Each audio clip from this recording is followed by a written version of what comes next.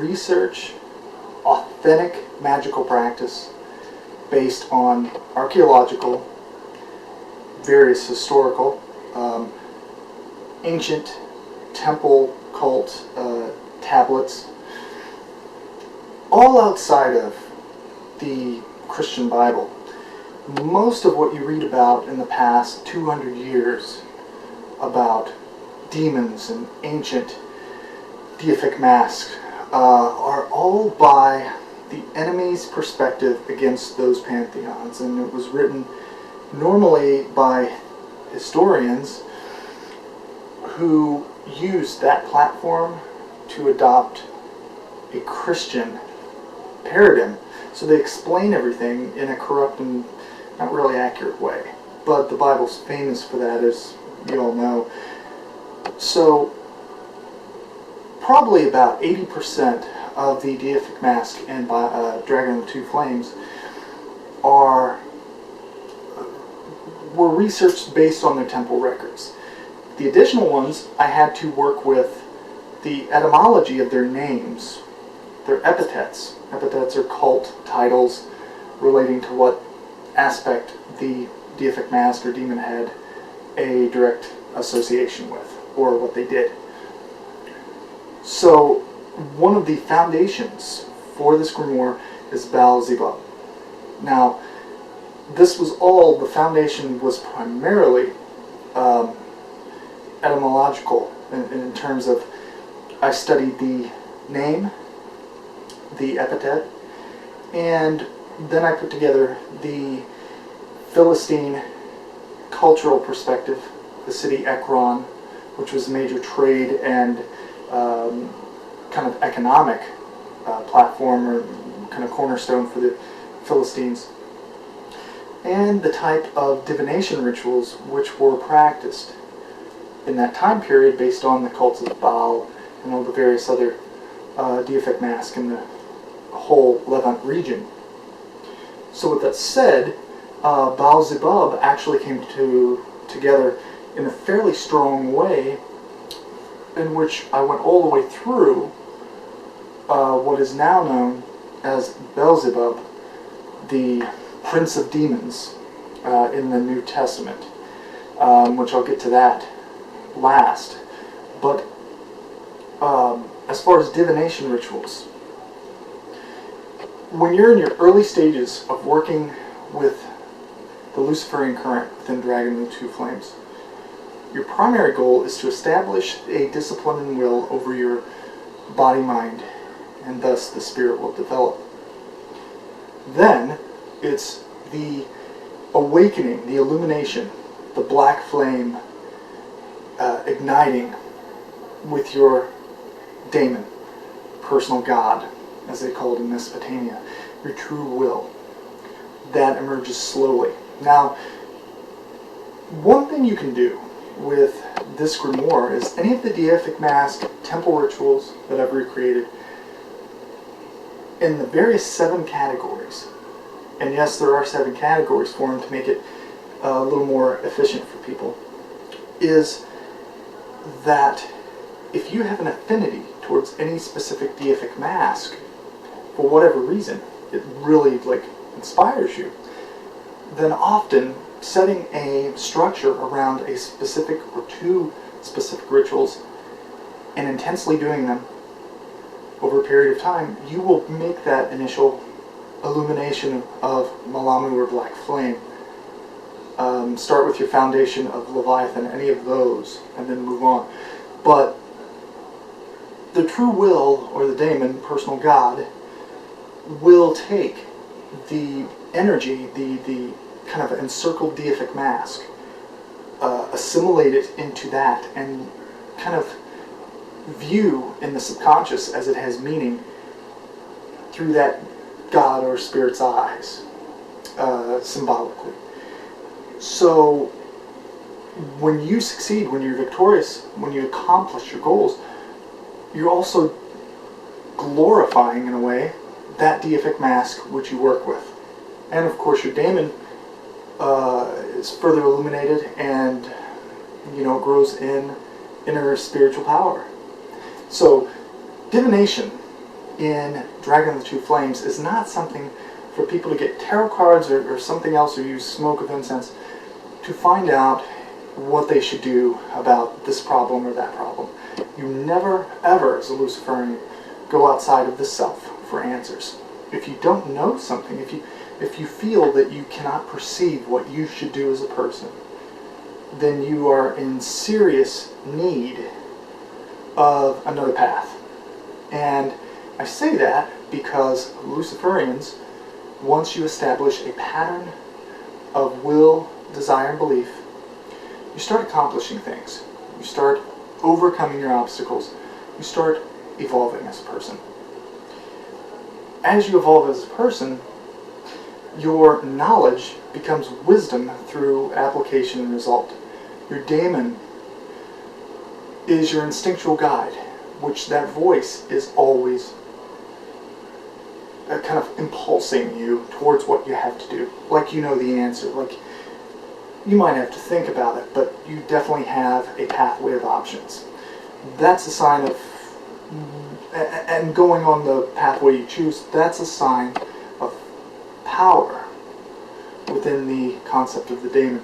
You're illuminating the instinctual guide and bridging a kind of connection, a deep connection between your daemon and your psyche, conscious mind. When these things are utilized, divination rituals, for instance Baal Zebub, you're going to evoke that god, that Deific Mask. It's going to fill you, fill your spirit, your imagination.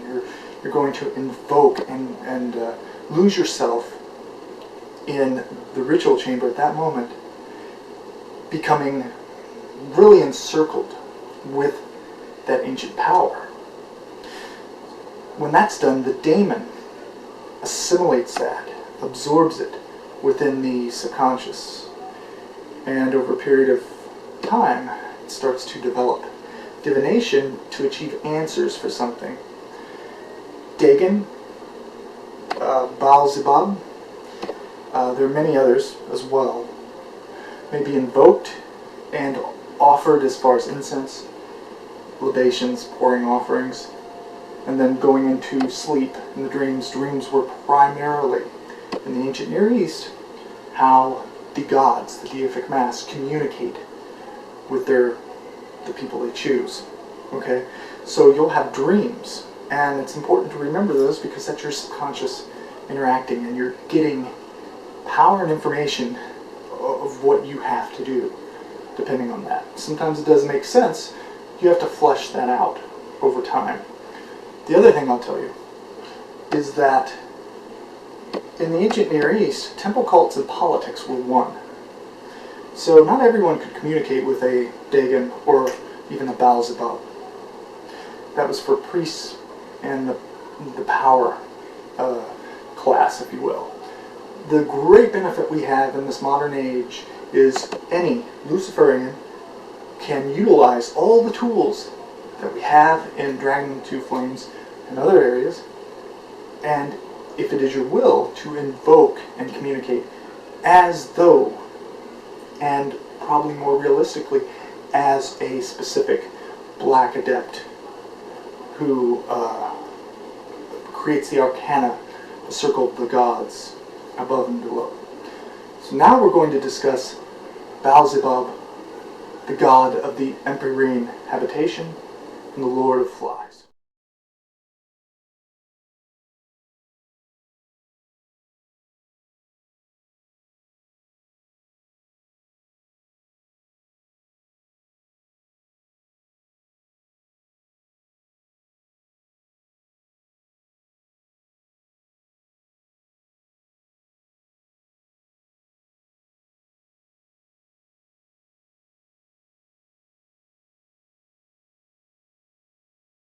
Baal Zebub, Lord of Flies and the Spirit, I offer to thee billowing incense unto the heavens. Who commands the air? Who can reside in fire? Shapash, may carry forth the shades of the dead. Baal Zebub, I offer thee flesh in the warmth of the sun. Send forth thy messenger of the flies, your manifestation. I invoke thee, BaalZebub. Rise up in me, that my demon may carry forth my will to erode the gods.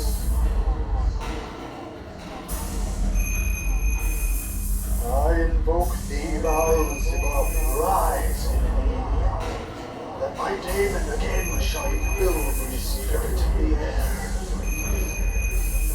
Et alal ben satana, et alal ben satana, et alal ben satana, et alal ben satana, et alal ben satana.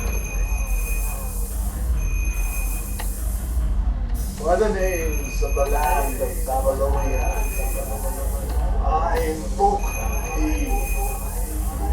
Utuku lilu lililu, Emanu Puzur Sahate. Open now your eyes, ancient God of Ekron. Grant me the powers of sight and spiritual instinct to know, to will, to silence.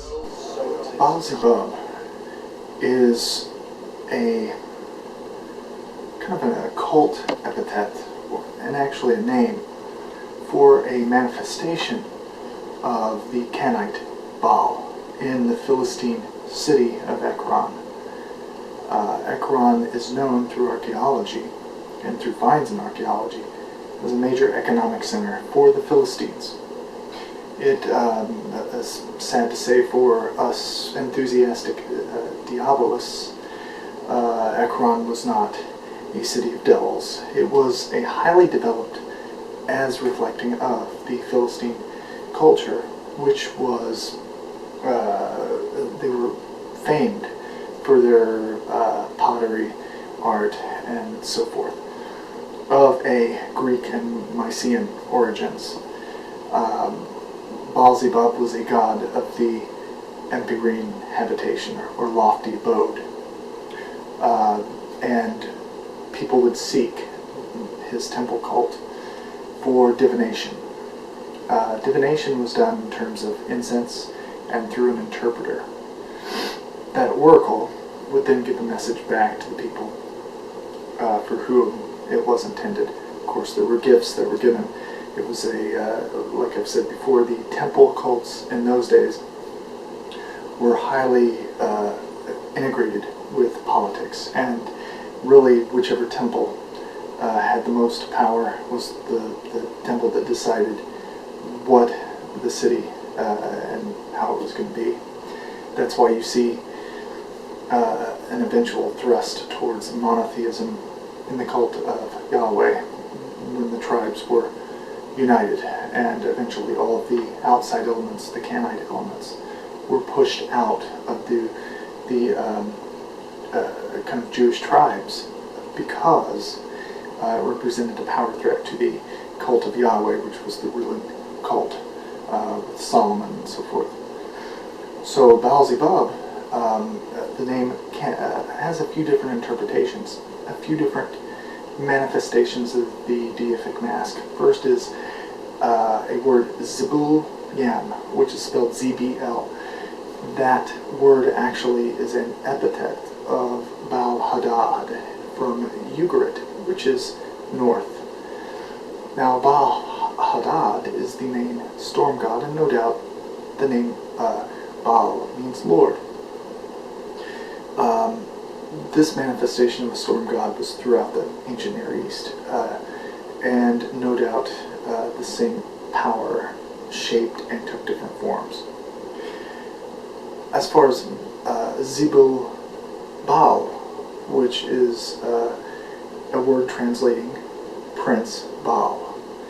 Prince was used in the Canaanite pantheon, the Ugaritic pantheon, because the main king was a god who had the form of a bull, who didn't really integrate and work with directly with the people as the gods did. But his name was El. Now Yahweh eventually assimilated that entire pantheon.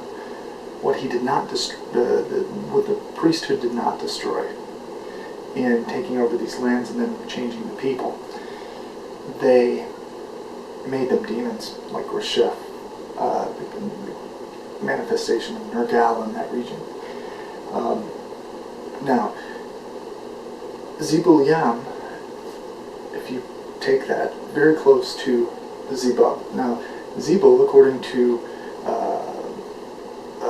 the History of the Jews and the Myths of the Jews by Carlo Ginzburg, an interesting occurrence of Zebul or Zebub relating to a word Shastu, which is fire.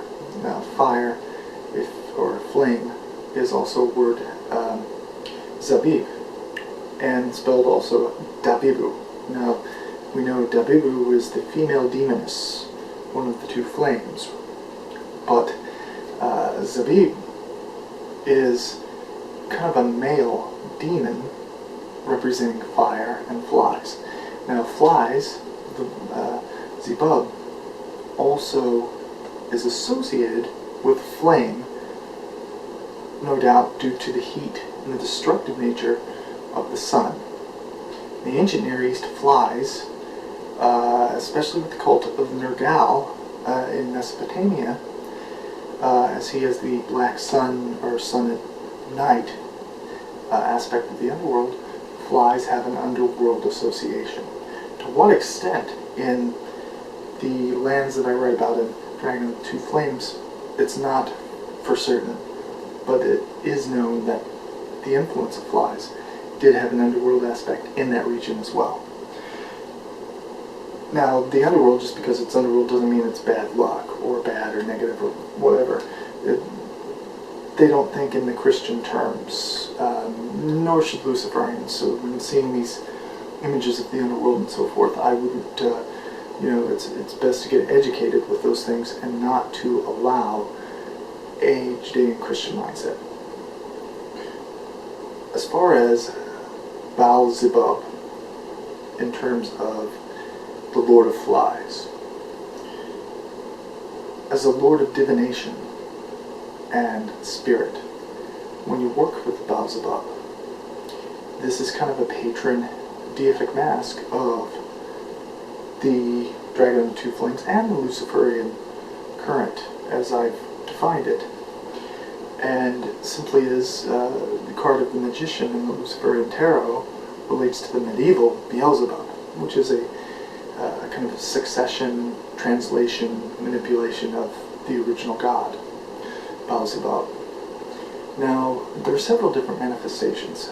So, the Lord of the Lofty Abode is depicted in my grimoire as a Philistine or Canaanite deity would be, and was. He's enthroned, flies kind of holding up, surrounding his the base of his throne. He's wearing traditional Canaanite, Syrian, even Syro-Egyptian robes, bearded in the Syriac fashion, and wearing the crown of Upper Egypt, relating to, which was common in those all the way up through the Ammonite tribes. Due no doubt to the New Kingdom, Egypt's command in the region for a period. And this is the one that you invoke when seeking guidance and instinctual support, if you will, from your daemon. Your daemon, especially if it's not really fleshed out to a certain extent, will utilize the energy and the symbolism of the Deific Mask to manifest that in dreams, mostly the way the gods communicate how they perceived it. Luciferians perceive it as, yeah, the gods, or Deific Mask, are manifesting in my dreams via my daemon. You probably won't explain that all to people, no big deal. As far as BaalZebub, the Lord of Flies, and Zabibu, that is the kind of antinomian, the one who transverses the earth and the darkness and the skies, the spirit, the liberated aspect of the psyche and daemon in union. The symbolism of that is the black adepts thrust against any outside forces ruling his soul and psyche. And that is the essence of the left-hand path, Satanism and Luciferianism. So then we go into Beelzebub, the prince of demons in the New Testament. We utilize the demonic symbolism as a beautiful rebellion and disdain for modern Christian morals and ideals, which are not conducive to humanity's evolution in science or anything else. So it's very important to know those different aspects of Beelzebub and divination. In divination, it's, as you'll see in the example, you have the smoke, you can visualize the spirit in the smoke or not, but you enter that story, you perform that invocation, and you lose yourself in the incantation, to where, at the end of the rite, you feel in a way exhausted. Then you go away and you do whatever you do, sleep, and depending on how you practice, you're going to get answers that you like. It's